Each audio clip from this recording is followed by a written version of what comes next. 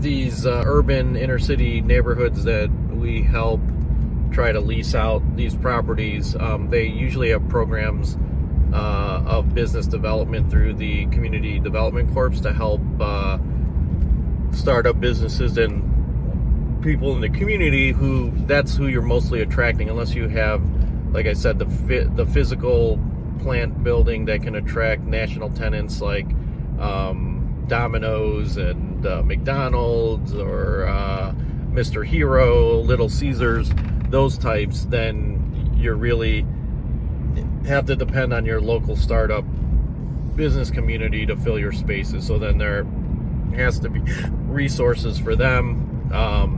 And one of the things that we run into is that, and mostly startup businesses, they start up and then their business isn't going well. They might have issues in their personal life, family member dies or whatever, but then they can't pay rent. Then what do? Do you just evict them or lock them out of their space, or are there resources to help them keep afloat while they're trying to get their business off the ground? And that starts well before you place the business. They have to have a solid business plan. You have to be confident that that business plan can be executed, and that if you're giving them consideration to pay rent,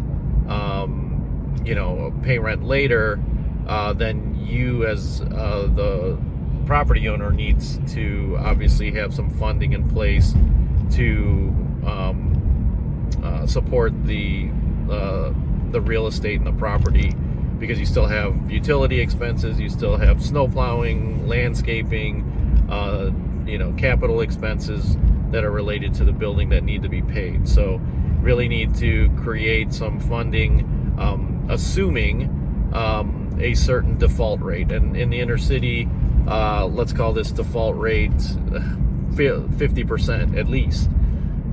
So unless you're dealing with a national or regional tenant, then you always need to assume that that tenant is going to default on rent, usually early in their tenancy, but then you have to have provisions to subsidize that rent that is lost, so that business can have enough time to get up on their feet and be able to build their business enough so they can pay their rent on a regular basis.